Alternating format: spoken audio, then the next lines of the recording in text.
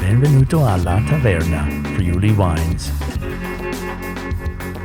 il podcast definitivo sui vini di Friuli Venezia Giulia. Sono Wayne Young, l'host.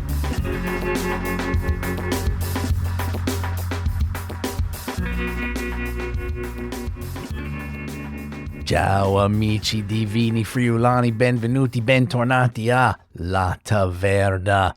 Siete ripresi da Vinitaly? Siete stati? Questa settimana abbiamo Alberto Faggiani di Tenuta Stella.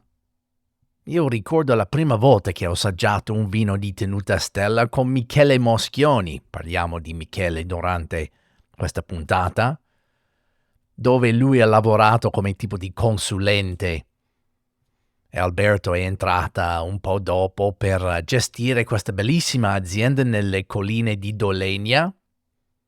Merita veramente assaggiare questi vini e soprattutto di andare a visitare uno dei posti, questi angoli di Friuli Venezia Giulia veramente bellissimo.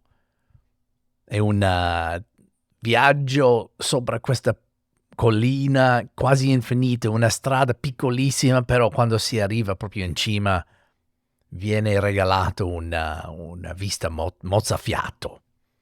Comunque, sentiamo un po' questa bellissima conversazione con Alberto Faggiani di Tenuta Stella.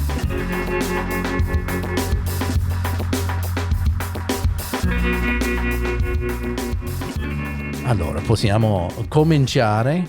Ok. Grazie Alberto Faggiani, grazie per essere qui Grazie a con te. noi oggi. Grazie anche per la degustazione questa mattina. Sono passato da te questa mattina a assaggiare delle nuove annate, veramente interessante. Però io volevo un po' parlare un po' della tua storia qui in Friuli Venezia Giulia.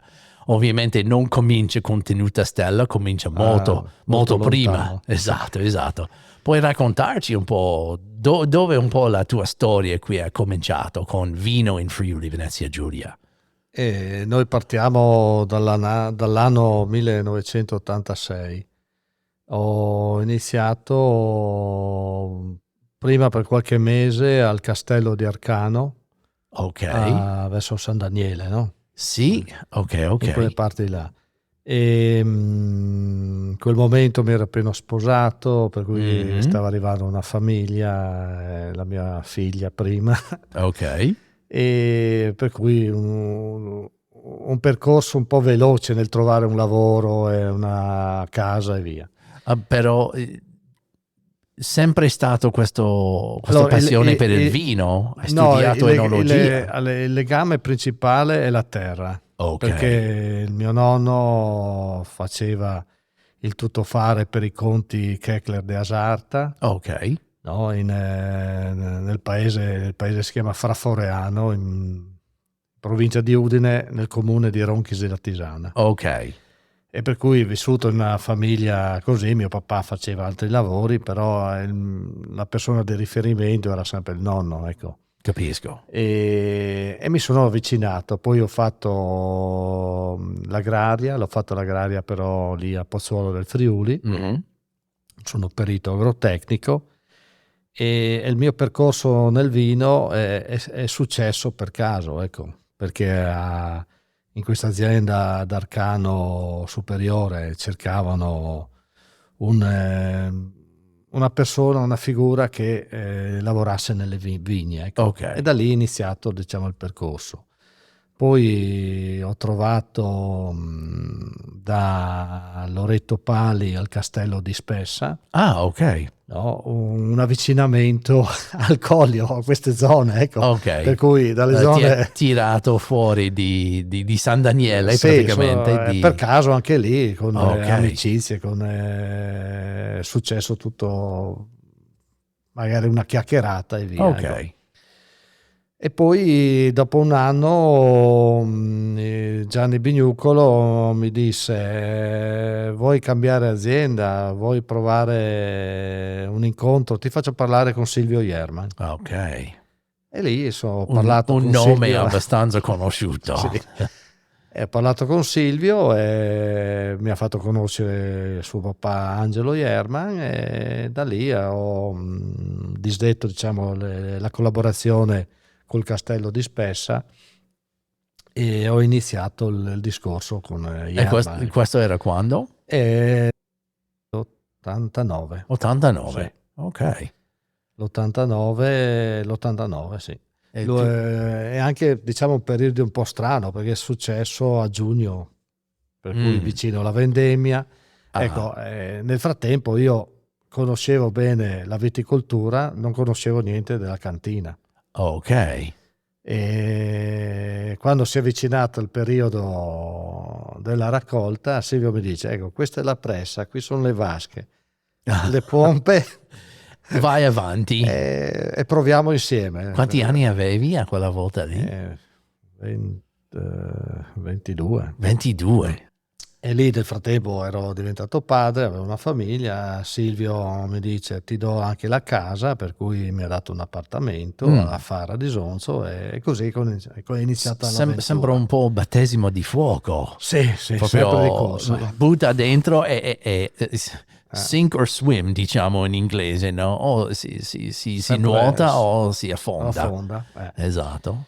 E lì però ovviamente è andata bene. Sì, ho iniziato a imparare. Ok. No? E insieme al papà di Silvio gestivamo i vigneti e la cantina la gestivo io con Silvio, ma dopo pian piano sempre più io. Ecco. Lui aveva buon da fare andare in giro a proporre la sua azienda, anche se già quegli anni comunque il nome Jerman come vino era già ben sviluppato. Ok. Perché volevo chiederti se c'era quegli anni di esplosione della conoscenza di Jerman o è già stato preso non era una grande esplosione, però c'era già, perché le persone che venivano lì erano tutte persone che sapevano già la qualità dei vini, la persona, perché nel nostro settore ci sono i personaggi principalmente, no? Noi che lavoriamo la terra, che lavoriamo in cantina, ed è quello porta poi a valorizzare il prodotto finale. Ecco, capisco. No? E così è andata avanti, siamo cresciuti assieme. Quell'anno l'ho fatto con un ragazzo stagista che è ancora suo dipendente. Wow, è ancora lì? Sì. Spero che non è ancora stagista. No. Auro si chiama. Auro, ok. E questo ci ha portato pian piano a ingrandire sempre più. Che cos'era il più grande sfida di quegli anni iniziali lì?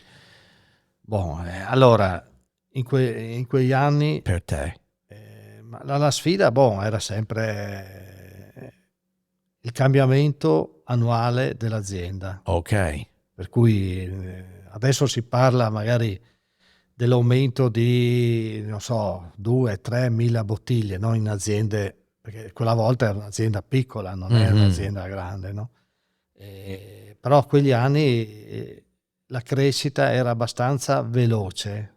Capisco. Si acquisiva dei terreni, si piantavano nuovi vigneti, per cui era un fermento costante, continuo.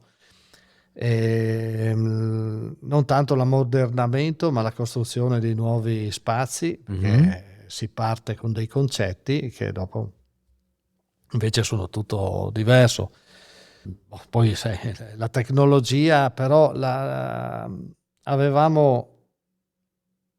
ci serviva, però avevamo sempre un legame molto con la tradizione, per cui la tecnologia entrava in cantina, ma piano piano, ecco.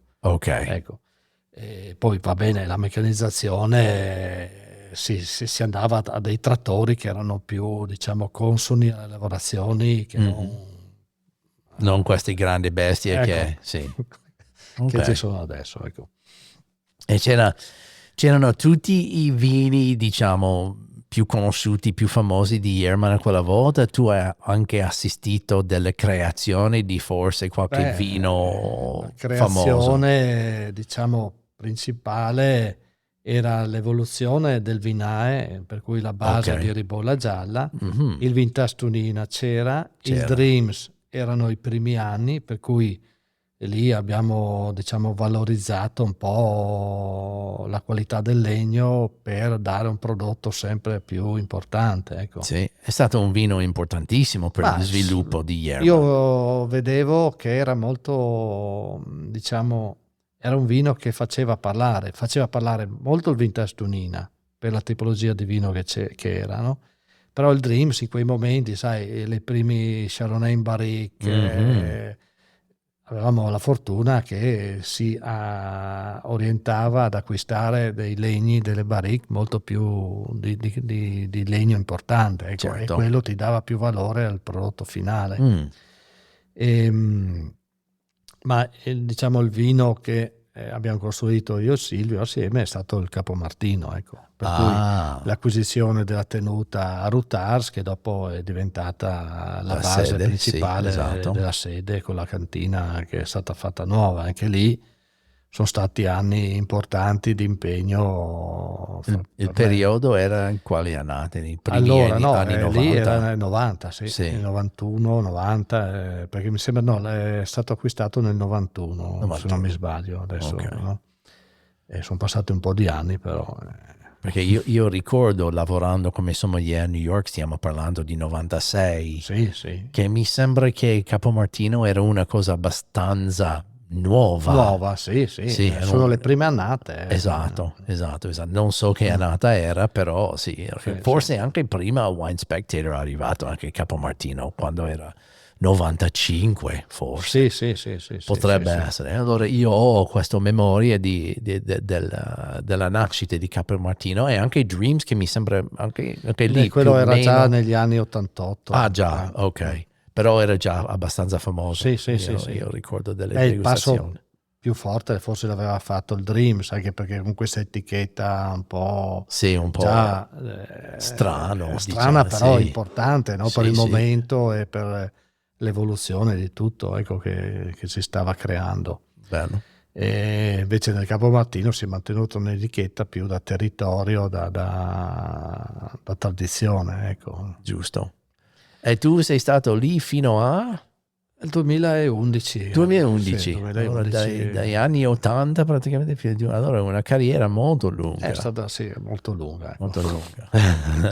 Dopo sai, l'evoluzione è stata molto veloce fra gli anni 90 Mm. e il 2010 l'impegno era diventato molto molto grande perché tanti nuovi impianti, tante acquisizioni e poi la costruzione della cantina nuova di Rutars lì che è stata molto Tu sei impegnativa, ecco. stato lì quando è stato aperto? Sì, con Silvio abbiamo creato e cercato tutto lì, sia insieme con la collaborazione dei vari architetti, Mm, il disegno, ma tutte le posizioni, le forme per agevolare poi il tutto, l'abbiamo cercato di farlo assieme, ecco. bello, Mm. bello, bello. Perché certe esperienze che noi abbiamo nella lavorazione, gli architetti o gli ingegneri non ce le hanno, no? E Allora si è infatti, cercato con loro di creare i presupposti per costruirla in maniera abbastanza agevole nelle perché lavorazioni non e è tutto. solo bello quel posto, ma anche un posto dove devi Devi lavorare. lavorare, sì, principalmente è quello, no? E se puoi fare un grandissimo architetto, Sì, sì, però sì, se sì. tu non sai come sviluppa il lavoro in cantina e tu metti, non lo so, vasche lì sopra, sotto, lì, Basta là, sbagliare un piano. infatti, e dopo si diventa un Eh, disastro per lavorare. eh, E invece deve avere l'input di qualcuno che sa eh, come si eh. gestisce il lavoro in cantina. Molto importante Sì, questo. sì, sì, tutto Bello, importante. bello, perché è molto di più, perché sono stato quando era appena aperto e forse una volta dopo, non è proprio un capannone con delle No, no, vasche, è no, una no, c'è cosa, un concetto dietro, ecco, è certo, è importante, molto ecco. molto bello, molto molto Che bello. dopo, sai, con gli anni può anche non essere più perfetto come l'idea iniziale, però Si comincia così. bisogna sempre lavorarci in maniera che con quello che è stato creato. Ecco. Allora è stato un piacere lavorare in quell'ambiente. Sì, ma io non ho niente Sì. da recriminare. Bene. Ci sono altre cose purtroppo che... E dopo hai Ah, deciso no. di affrontare un'altra sfida, un'altra azienda. Sono stato un anno, diciamo così, tranquillo, ho Mhm. conosciuto un'altra persona con cui vivo adesso. Ma c'era un motivo personale per cambiare, per cercare nuovi orizzonti o cosa? Probabilmente c'era un momento anche di stanchezza, non so adesso spiegarlo bene, ecco, però c'era stato... Hai sentito il bisogno di cambiare? Sì, abbiamo un bisogno che è stato un po' cercato da tutte le parti, ecco. Certo. No, ma secondo me c'è un detto in inglese che si dice a change is as good as a rest. Che il cambio è buono come un riposo. Sì. E praticamente quando, anche se tu sei anche proprio innamorato del tuo lavoro, cambiando c'è un nuovo entusiasmo. No? Vabbè, E allora, quello sai, in tutte le cose, no? certo, Tante volte. certo. E c'è un'altra energia. Energia Sì, diversa. è vero. E allora hai fatto questo anno sabbatico. Diciamo, Ok. e poi c'erano stati vari contatti, ma non erano, diciamo, dei contatti che magari mi davano delle positività, ecco. Poi è successo con l'amico Michele che mi dice io ho preso in gestione un'azienda lì a Scriò, ma io di bianchi non so cosa fare, non capisco come farli, mi dai una mano? Amico Michele, stiamo Michele parlando Moschioni. di Michele Moschioni. Ok, sì. E da lì poi è iniziato un po' tutto la routine. Ok. Prima magari con Tenuta Stella ero entrato a fare, diciamo, i lavori di gestire la campagna, poi con la mia compagna Erika abbiamo intrapreso la gestione della cantina e dopo qualche anno abbiamo, diciamo, in gestione a 360 gradi l'azienda. Ok. Ecco. Come erano i vigneti quando l'hai trovato? Allora, quando siamo arrivati lì c'erano 4 ettari di vigneti. Ok. No? In confronto di adesso che è?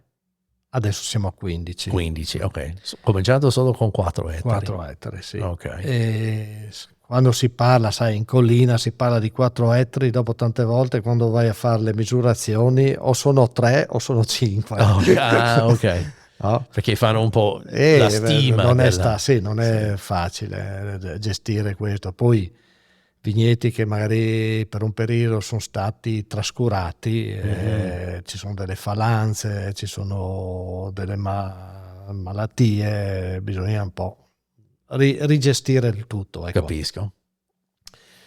Il discorso interessante è che erano vigneti tutti di varietà autoctone, se non qualche piccola frazione, no, porzione di qualche filare a Pinot Grigio o Sauvignon, e per cui il progetto con la famiglia che ha investito lì, la famiglia Stevanato, è stato quello di portare avanti sul territorio del Collio le varietà autoctone, principalmente, per cui lì si è salvaguardato a rimettere a posto i vigneti esistenti, Friulano, Ribolla e Malvasia, dove avevamo altre varietà, o sia stato l'estirpo o l'innesto, a varietà sempre autoctone, e nel frattempo ci sono stati dei confinanti che hanno deciso di vendere, per cui un anno 1 ettaro, un anno 5.000 metri, un anno altri 2-3 ettari, e così adesso siamo arrivati a 15 ettari. 15 ettari. E principalmente, come dicevo prima, le varietà sono le autoctone, e poi ci sono piccole frazioni di Chardonnay, di internazionale, Pinot Nero, come abbiamo assaggiato prima, è quello. Ma il posto è molto particolare. Andando giù oggi per la seconda volta sembra che quella collina non finisce più, vai su, su, e dopo vai su ancora. Sì. È un posto particolare. Parti dall'alto e pensi di essere già arrivato, invece vai su ancora su. No, è incredibile, è veramente come salire su Mataiur praticamente. Sì. E a che livello di altezza? Noi siamo lì fra i 150 e i 300. Ok. Dove abbiamo fatto la degustazione siamo a 180. Ah, ok. E va su ancora? Sì, Wow. perché dopo quando ti ricordi che siamo saliti sì, tornando abbiamo su, tutto esatto. quello spazio lì, no? Fantastico. E parliamo un po' di questa zona, perché siete a Dolegna, la zona. Il comune è Dolegna, la Ok. frazione è Scriò. Scriò. Siamo confinanti con la Slovenia, Mhm. per cui tutto l'est ci divide un rio e noi abbiamo quasi la metà dei nostri appezzamenti che proprio vanno a finire al rio confine. e poi al confine, ecco. Vai oltre o no? No. Ok. No, perché mi piace far capire un po', perché Collio ha questa forma lunga, allungata, però c'è sempre questa piccola coda che è Dolegna, è Scriò. Noi siamo l'ultimo comune. Esatto, perché vai dall'altra parte e arriva a Prepoto. A Prepoto, sì. Esatto, allora quello diventa Colli Orientali. Colli Orientali. E allora è una zona particolare, è diverso un po' della zona, diciamo, più vicino a Cormons.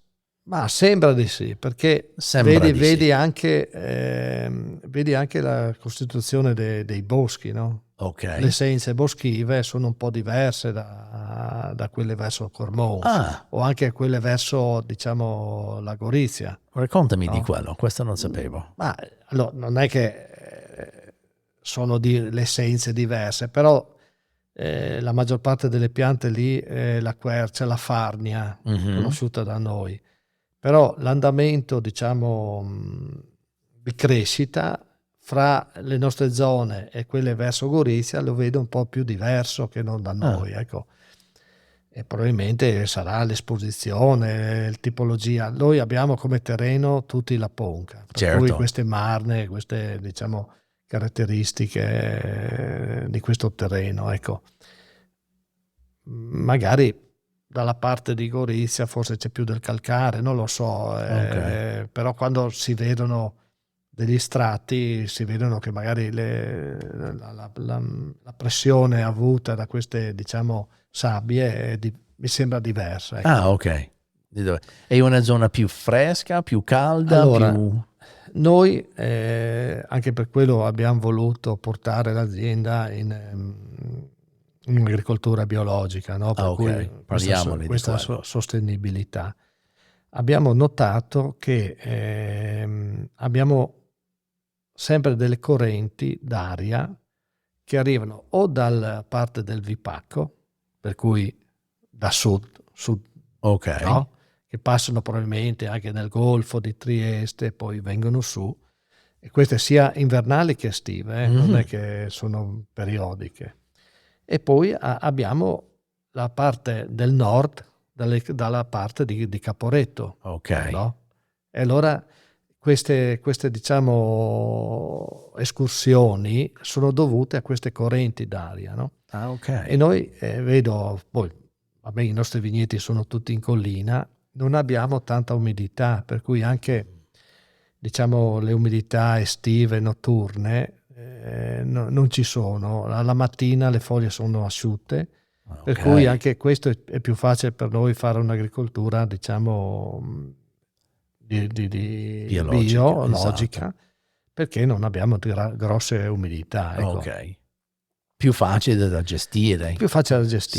Sì. Non è che devi fare più trattamenti che non facendo normale, ecco.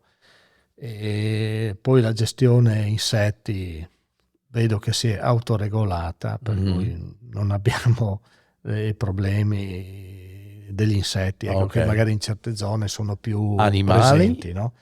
Animali, ci sono. Allora, i danni da cinghiale non li abbiamo. Per fortuna.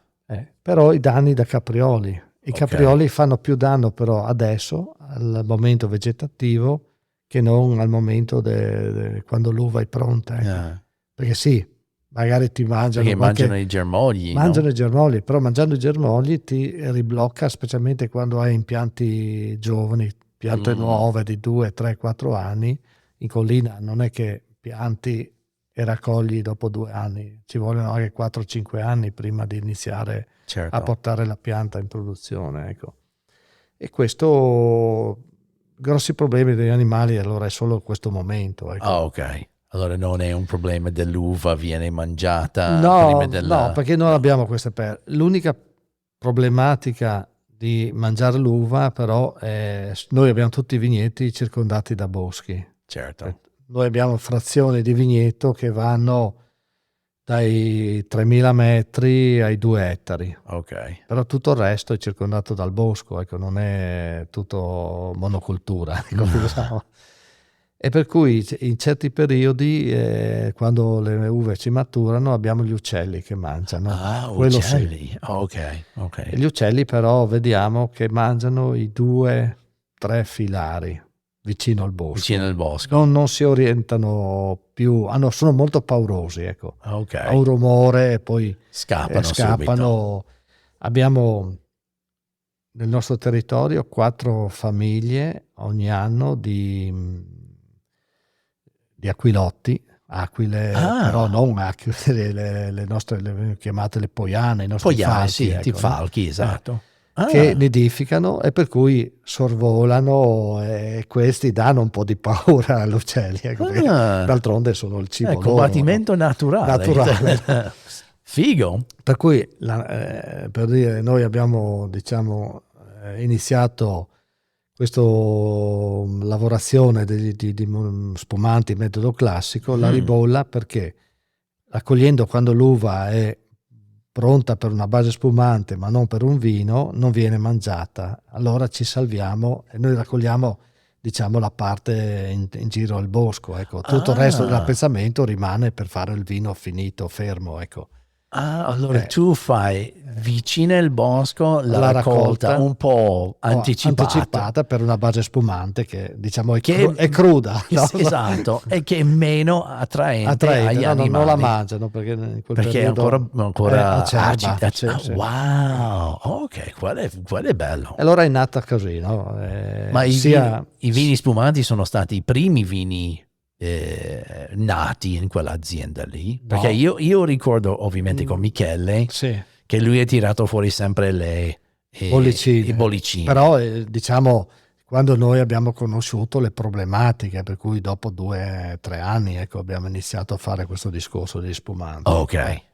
E questo è quello che è partito, ecco, perché dopo, sai, le uve di collina sono uve che hanno una certa concentrazione anche da crude, no? Fra parentesi. Ok. Per cui fare magari uno Charmat non aveva il valore, anche perché noi volevamo portare l'azienda a livelli alti, allora abbiamo optato al metodo classico, ecco. Ok. Questo è stato l'importante. Sempre stato metodo classico. Sì. Ok. Poi magari all'inizio abbiamo provato i 12 mesi, i 18 mesi, attualmente la nostra ribolla fa 36 mesi sui lieviti, uscirà l'annata nuova come Padosè e poi abbiamo quest'altra vigna di Chardonnay in una zona umida e ombreggiata che lo Chardonnay non sarebbe mai maturo per fare un grande Chardonnay. Ok. No?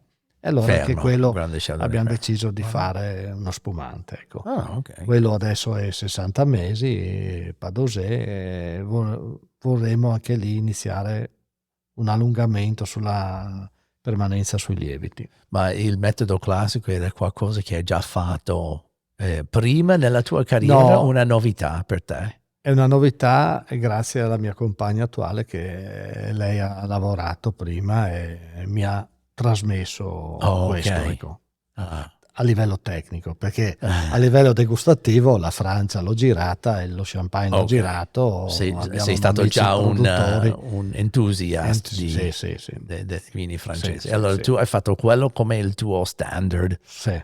E si vede sui vini, si vede che stai cercando di arrivare no, ma perché gli spumanti sono di quel livello lì. Sì, comunque sai, la materia prima è quella che comanda e poi qualche accorgimento lo vai anche a copiare, non avendo la tua esperienza, ecco.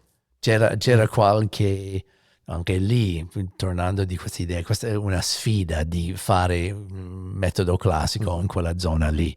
c'era qualcosa, non lo so, della maturazione o mancanza di maturazione, troppo maturazione dell'uva. I primi anni poteva essere Erano un quelli. errore.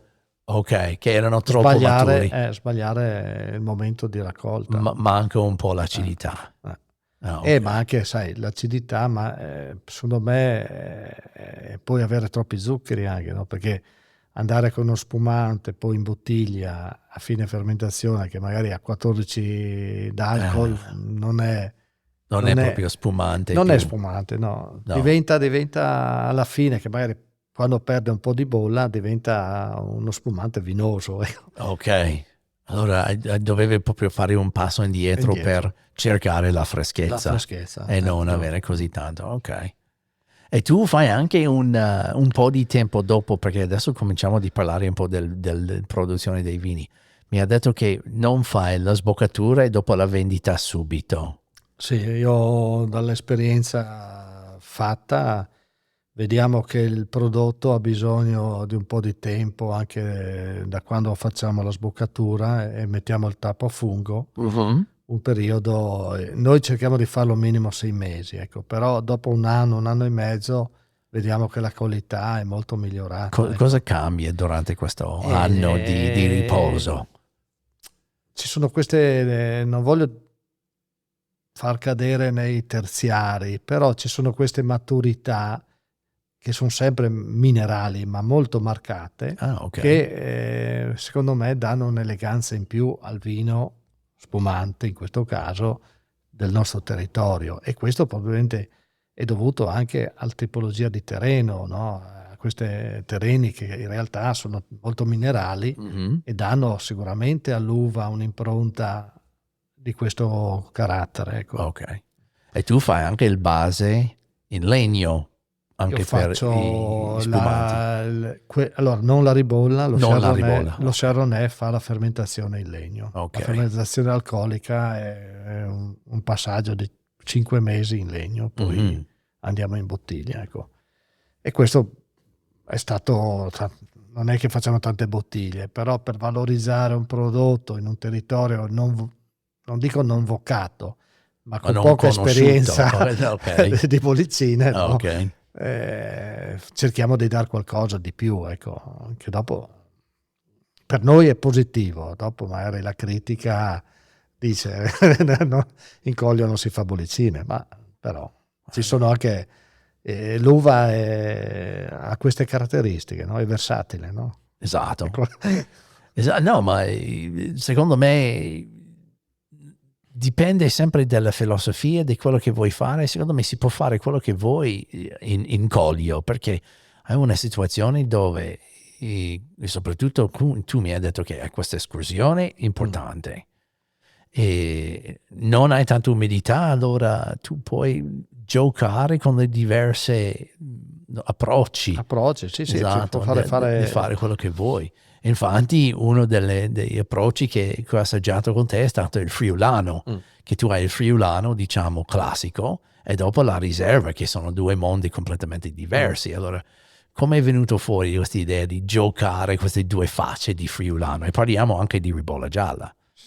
Il friulano, dai primi anni che abbiamo iniziato a lavorarlo, abbiamo visto che è un prodotto che in quel territorio lì dava veramente il massimo. Ok. Noi siamo contentissimi anche diciamo, la clientela e il vino principe, abbiamo visto che è il friulano da noi, ecco. Anche se subito dopo non abbiamo la ribolla ma la malvasia, perché la malvasia ha sempre, diciamo, il pensiero della Dalmazia, della Croazia, no? Esatto. Però chi assaggia la nostra malvasia rimane molto stupito, ecco, e per cui è un vino che noi abbiamo trovato lì le piante, gli ettari vitati, ed è il vino che forse ci ha dato più sorpresa, perché magari malvasia. Sì. Ok. Perché magari il friulano è quasi scontato, no? Che in Coglio si fa sempre friulano, no? Deve fare friulano. Però la malvasia abbiamo visto, ma io penso forse probabilmente le condizioni dell'esposizione, malvasia è tutto quasi a est esposizione, no? E poi il terreno che in realtà da noi ci sono varie situazioni di falde di risorgive, no? Ok.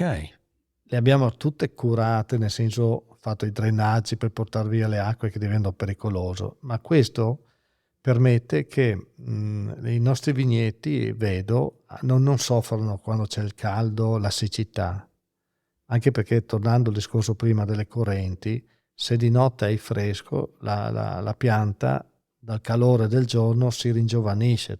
Difatti la sera la vedi quasi la foglia accartocciata, al mattino tu vedi invece una foglia e dici ma sembra dentro una serra tutta bella, perfetta, no? Ok. E questo diventa probabilmente un'importanza al prodotto finale, perché la pianta non va a soffrire oltre e a peggiorare la qualità dell'uva, no? Che è quello che è importante per noi alla fine, ecco. Difatti noi irrigazione non la facciamo, facciamo magari quando piantiamo i vigneti una di soccorso, le barbatelle, ecco. Però ovviamente che hanno poco radici, esatto, poche che radici, sono no? esatto.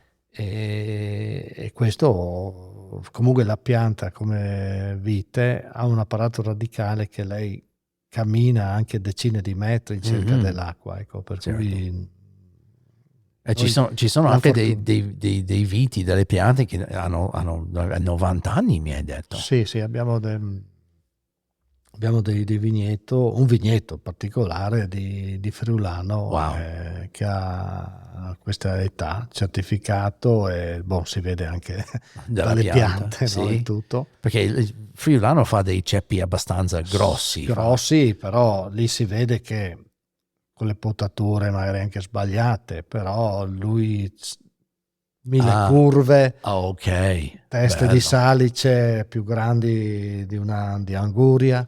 Wow. Figo. Quello cerchiamo di tenerlo in vita, ecco.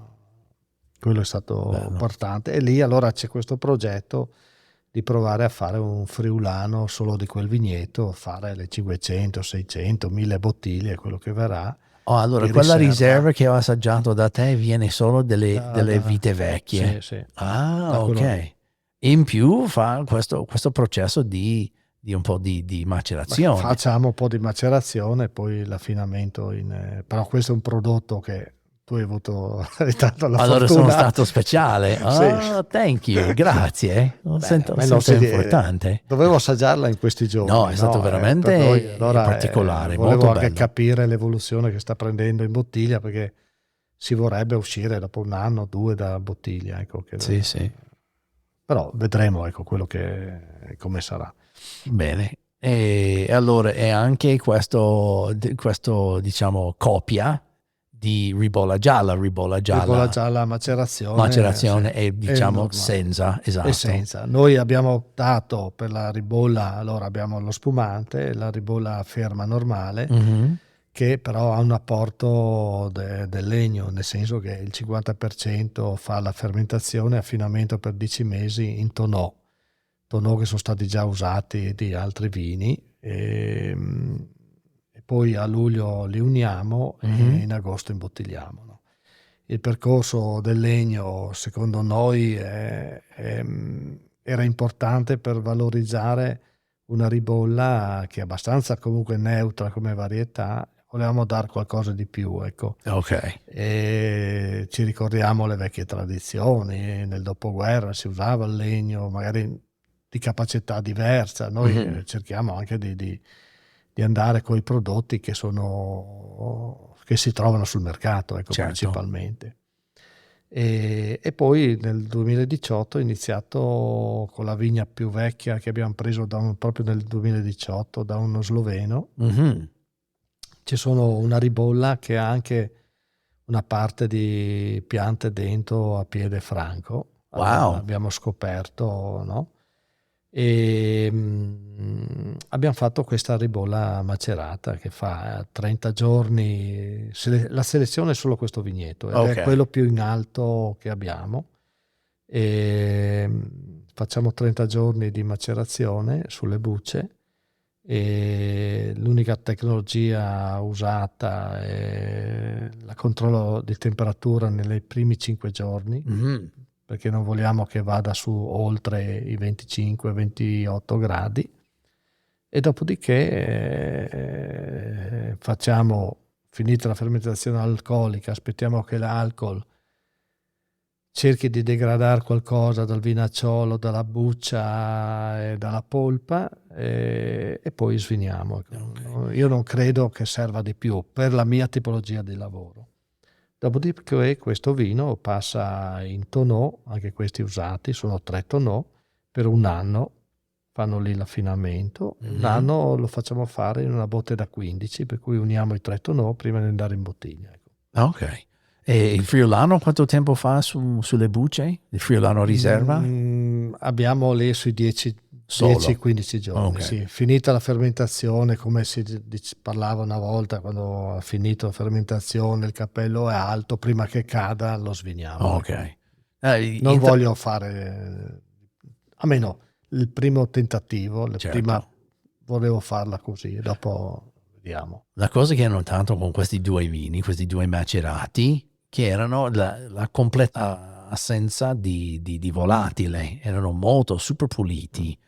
E tu mi hai detto che è importante seguire certe regole per evitare questo. Da parte mia, dalla mia esperienza, il nostro nemico principale nel vino è l'ossigeno, no? Per cui se noi cerchiamo di non far ossidare, va bene il prodotto finito vino, ma anche quella, diciamo, porzione di bucce che sono strettamente a contatto con l'aria, non devono ossidarsi, perché dopo da lì l'ossidazione porta alle volatili. Ecco. Certo. E per cui noi otteniamo le botti piene o cerchiamo di mantenerle chiuse con dei teli, con qualcosa, di una copertura, in maniera che ci sia un contatto diretto dell'aria col nostro, diciamo. E praticamente dalla fermentazione fa questo strato di CO2 che prevenire. Comunque sì, rimane poi, ecco, rimane. E comunque anche finita l'alcolica c'è sempre ancora un po' di lavorazione, c'è sempre qualche lievito che lavora ancora, no? E c'è questo strato che comunque viene protetto. Ecco. Ok. Io lo facciamo così e per quello non voglio prolungare secondo i 30 giorni. Non mi serve più, non devo estrarre. Non c'è altro da estrarre. Secondo me no, secondo me. Ecco, dopo.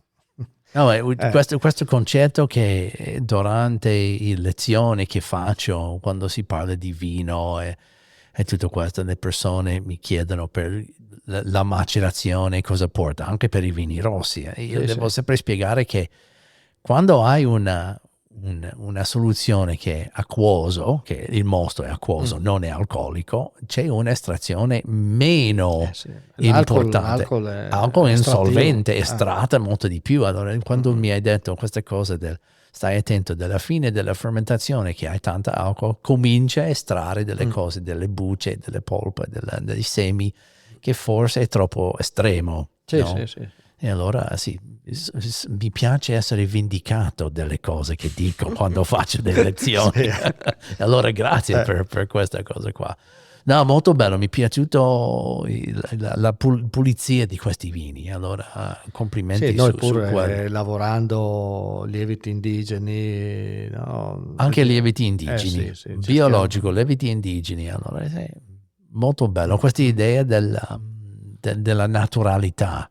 Sì. No, però tu non sei proprio un grandissimo fan della parola natural wines. Ma non mi dice... non mi piace chiamare naturale. Ecco, ok. Perché di naturale, sì, l'uva, il vino naturale, non mi piace chiamarlo così. Ok. Perché io sento sempre quelle che dicono che il vino, l'uva, se lo lasci da solo fa il suo lavoro, allora è il vino naturale. E altri che dicono che non c'è niente naturale del vino. Il mosto vuole diventare aceto e deve intervenire l'uomo per creare il vino. Allora che cos'è la parte naturale di fare il vino? E allora che filosofia Sì, ce sono l'hai tu? filosofie, dopo sai, ognuno dopo esprime la sua filosofia, ecco. Però a me piace comunque, come hai provato nei vini, l'eleganza, ecco, e la pulizia. Per Ecco. cui se io ho un'uva che mi dà piacere quando l'assaggio, quando è matura, no? Sento la distinzione del piacere della polpa, masticare la buccia o altri gusti, e anche schiacciare coi denti e dopo assaporare il vinacciolo o dei gusti, no? Però rimangono sempre dei gusti, diciamo, puliti, eleganti. Va bene, abbiamo il dolce che ti dà armonia. Ok. Però questo dolce, quando si trasforma in alcol, deve darmi armonia anche nel prodotto finale, il vino. Ecco. Allora noi cerchiamo di dare questa armonia che dopo viene tramutata in eleganza da parte mia. Ecco, pulizia, eleganza. Eleganza e pulizia, molto importante questo. E secondo me nel mondo del diciamo, tra virgolette, vini naturali, si dimentica un po' la pulizia. Sì, però sì, ci sono quelli che magari incorrono in questo, però anche quelli che mantengono una bella eleganza, una bella pulizia, ecco. Ok. Dopo che vengono chiamati naturali va bene, ecco. Esatto. Però secondo me se abbiamo, come torno a dire, una bella uva, perché dobbiamo magari prendere una strada e perdere certe caratteristiche, ecco, dopo ognuno la interpreta come vuole, ecco. Mi piace anche la tua scelta di fare un po' di legno sul tuo ribolla gialla, diciamo base, ribolla gialla normale, per mancanza di altre parole. Sì, sì, sì. Perché mi hai detto che vuoi differenziarci del mercato. Noi produciamo, quando va bene, 60 quintali ettaro con 5.000 piante, no? Ok. Per cui abbiamo delle uve che dopo danno dei vini con una certa struttura anche, no? Ok. E diciamo, la ribolla gialla, avendo pochi profumi, essendo abbastanza neutra, pur avendo una certa, diciamo, consistenza nel vino, importanza, corposità, mi mancava qualcosa in più. Allora il lavoro col legno da parte nostra ci indirizza ad avere una complessità e qualche profumo, qualche spigolosità che però ci sta bene, ecco, a dare un vino che diventa magari più personale, ecco, più personale per noi, il vino di tenuta stella, la ribolla di tenuta stella. Ecco. Bravo, ecco. Bravo. Sì, perché come ho detto a te anche assaggiando, seguire la tua strada è sempre il modo migliore di fare, perché il tuo pubblico ti troverà. No? E se tu fai sempre quel stile lì, sicuramente la tua nicchia, il tuo pubblico, il tuo congregazione di fan del tuo vino ti troverà. No? Molto molto bello. Malvasia tu non fai una versione macerato, però, no? No, se no dopo diventiamo troppo prevedibile. No, ma diventiamo troppe etichette. Dopo di Malvasia non è che ne abbiamo troppa, per cui non è che possiamo. Quante etichette in totale fate in generale? Quanti? Etichette? Beh, adesso ne due abbiamo due spumanti, i tre vini bianchi fermi, no? Il Pinot Nero, il rosso, il blend di vitigni, e poi c'è questo, diciamo, Collio bianco nato però con la data 22, dobbiamo parlare di andrà a coprire, diciamo, il Collio bianco da vitigni autoctoni. Attualmente invece è fatto con internazionali, perché acquistando una proprietà al mese di luglio non avevamo tanto tempo di pensare delle varietà che c'erano dentro tra Pinot Grigio e Sauvignon, per cui abbiamo creato questo Collio bianco che per 2 annate sicuramente il 22, il 23 e il 24 avranno dentro percentuali di Pinot Grigio e Sauvignon. Sempre meno, e Sauvignon invece quello rimane abbastanza. Perché l'abbiamo parlato di ribolla gialla, friulano e Malvasia. E questa è proprio la ricetta per Collio bianco di Uva Autoctono. Ma il progetto sarà quello, un'etichetta diversa come l'hai vista, che è stata fatta proprio per fare un prodotto. Ma entrerà dentro quel gruppo lì o con Christian Keber di quel gruppo di... Loro mi hanno chiesto, ho detto Sì. quando sei sono pronto. pronto Ok, sono disponibile. Ok. No, ma secondo me è un progetto importante, sì. l'abbiamo avuto anche loro sul podcast. Secondo me più entusiasmo, più produttori che entrano dentro questo progetto, più importanti Prima diventerà. non potevo farlo perché avrei tolto bottiglie a quelle poche che sto facendo ai vini. Di quelli 3 basi. E poi sì, quando mi hanno interpellato 2 anni fa non avevo acquistato un'altra proprietà, per cui ero fermo ancora a 8-9 ettari. Ok. Adesso siamo quasi a 15, per cui nei prossimi 2-3 anni usciremo con un olio bianco delle vigneti autoctoni. Ecco. Bello. Abbiamo parlato anche di 2 rossi, Pinot Nero. E nel 2018, acquistando una proprietà confinante, c'erano 6.000 metri di Pinot Nero. Mm-hmm. Anche qua i vecchi proprietari non si ricordano cosa avevano impiantato. Avevano impiantato un Pinot Nero da vino, non da spumante. Ok. Anche se in realtà dentro, secondo me, c'erano dei cloni un po' più da uva che faceva fatica non a maturare, però rimaneva quasi rosata, ecco. Però probabilmente era più indicato forse qualche pianta, sai, da spumante. Vabbè, certo. Comunque era un vigneto un po' abbandonato, l'abbiamo rimesso un po' a posto, poi nel frattempo una parte l'abbiamo estirpata e nelle piante più importanti che davano un prodotto importante abbiamo fatto le marce e abbiamo ripiantato in un altro appezzamento, ecco. Per cui c'è questa continuità del Pinot Nero, ecco. Pinot Nero che noi ci crediamo, anche se non era in progetto avere un internazionale, però avete, da una parte abbiamo lo Chardonnay metodo classico, ok.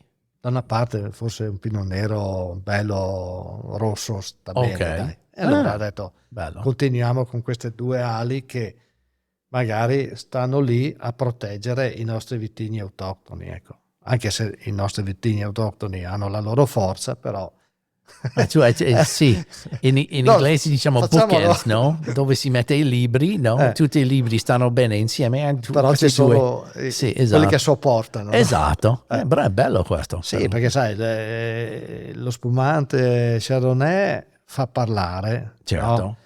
Il Pinot Nero è un vitigno importante, ma ha anche una forza importante, ecco.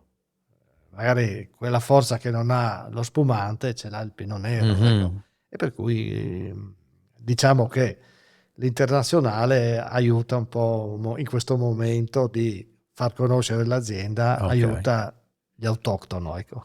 Capisco. Non è bello sotto certi aspetti, però abbiamo è difficile anche questo, il Pinot Nero in quella zona lì o viene abbastanza facile? Allora, il Pinot Nero di per sé non è facile. Non è facile. No? Però vedo che per noi è importante e facile perché non ci sono stati tanti anni, dal 18, 19, 20, 21, 22, 5 anni, no?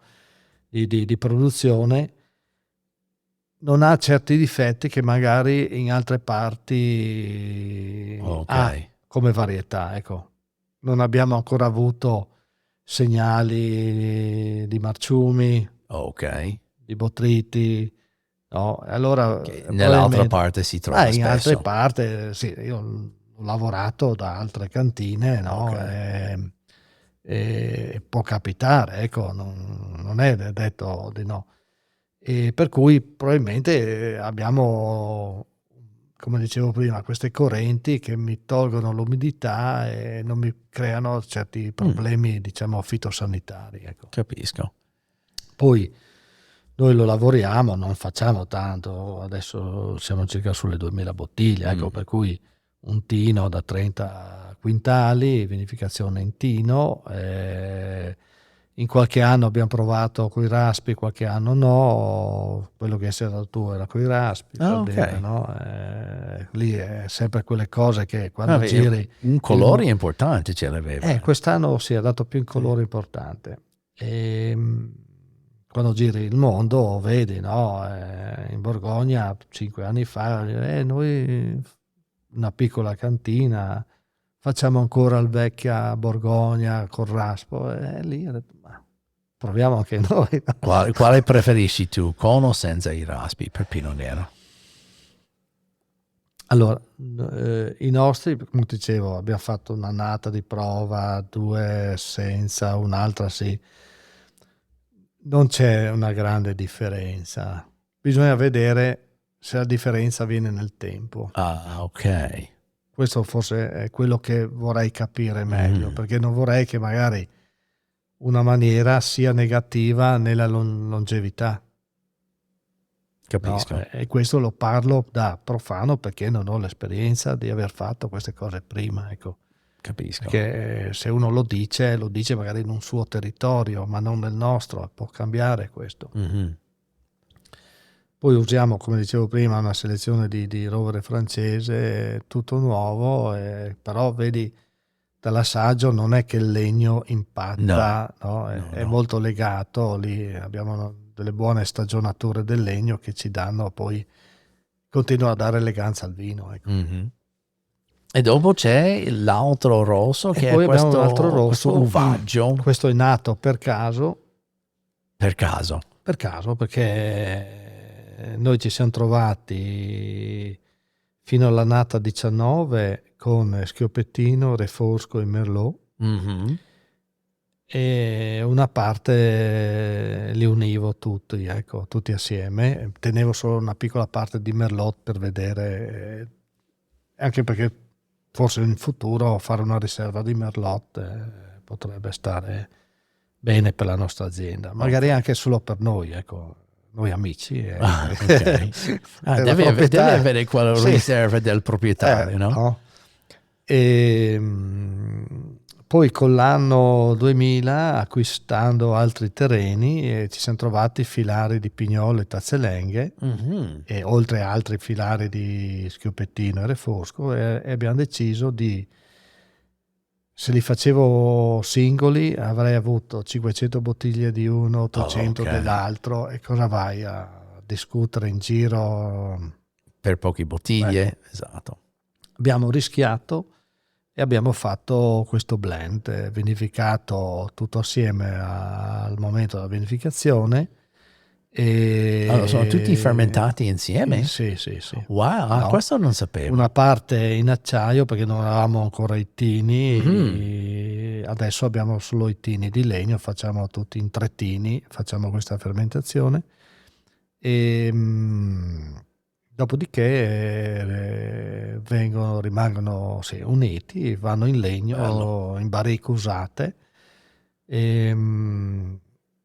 Allora, un po' parlando di questo vino, abbiamo provato a usare legno nuovo, legno di più passaggio o meno, e poi per caso abbiamo provato delle barrique che sono state usate 12 mesi in Bordeaux.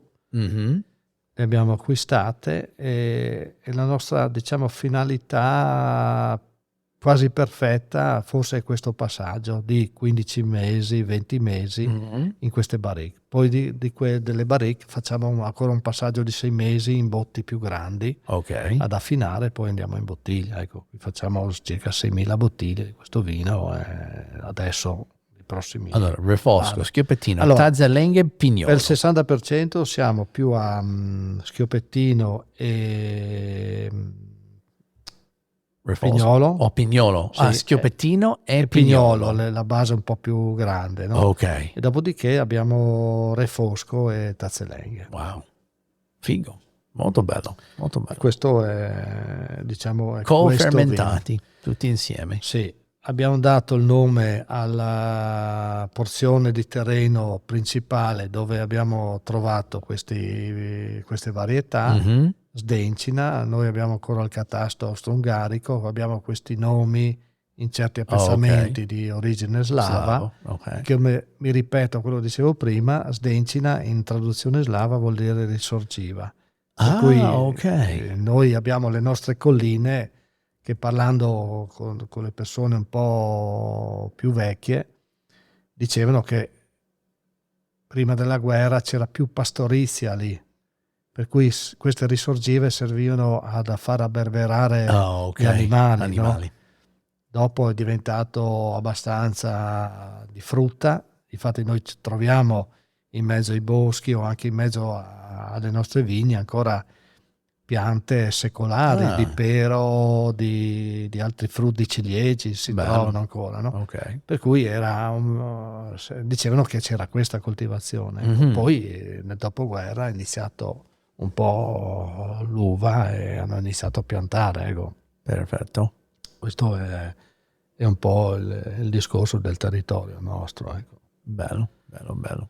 E qualche nuovo progetto, qualche anche sogno nel cassetto che stai lavorando, che stai pensando di fare in qualche futuro, o siete abbastanza stabili? No. O c'è sempre dei cambiamenti, delle nuove idee? Il nostro comparto non sta vivendo un periodo felice, dobbiamo essere un po' sinceri. No? Per cui ma tutto il mondo di vino sta soffrendo. Per cui certe volte ti viene da pensare stiamo buoni qua, ma noi non siamo grandi, per cui non dico dei sogni, però intuizioni che possono venire ogni giorno, possono essere pronte a dare il via a un progetto, qualcosa di nuovo. Ecco, attualmente tu hai parlato del friulano, per cui c'è il friulano riserva, ma dato da questa vigna, perché c'era la vigna, ecco. Però altre cose ci riserveremo di scoprirle assieme. Ecco. No? Bene. E questo è un po' il nostro lavoro. Ecco. Esatto. E quando tu non sei in vigna, in cantina, cos'è il tuo passione? Hai un hobby? Adesso la mia passione è seguire, abbiamo due ragazzi, un ragazzo di 12 anni e una bimba di 9. Per cui non hai tempo per tanti hobby. Il mio hobby era la pesca, ma ormai l'ho un po', non dico abbandonata, ma l'ho lasciata un po'. Non hai tempo per farlo. Perché non c'è più le condizioni anche di come la facevo io, andare per i fiumi.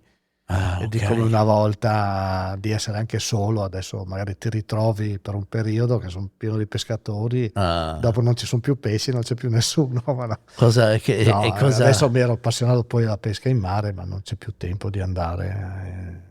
Ma della riva o in barca? No, in barca. Pesca d'altura, ecco, diciamo. Pesca? D'altura. Ok, questa è una nuova parola per me. Via. Allora, in qualche futuro, quando vai in pensione, vai a pescare? Ma sicuramente sì. No? Spesso negli Stati Uniti abbiamo questa barzelletta che quando si chiude si mette il segno sulla porta "Gone Fishing". Che praticamente che dice io sono partito. Esatto. Alberto, grazie tantissimo per passare questa oretta con me. Ho coperto tutto? Ho dimenticato qualcosa? No, dopo faccio sempre questa domanda alla fine dell'intervista, perché potrebbe essere che anche io ho dimenticato di menzionare qualche vino, qualche processo. Allora non voglio lasciare. Non so, magari secondo me la cosa sì, abbiamo parlato di tutto, però non abbiamo parlato del fatto che dovete assolutamente andare a visitare l'azienda, perché noi siamo là disponibili sempre, e tu avete anche appena sabato, domenica. Esatto, avete appena finito quel patio, quella veranda lì fuori con una vista incredibile. Sì. E allora mi raccomando, se vai vicino Friuli Venezia Giulia, deve fare un salto di Tunda Stella per vedere quei vigneti bellissimi. Siamo lì ad accogliervi con i nostri vini, la nostra passione per la terra, la nostra voglia di continuare a lavorare anche. Bellissimo. Grazie tantissimo, Alberto. Grazie a voi. Arrivederci. Ciao.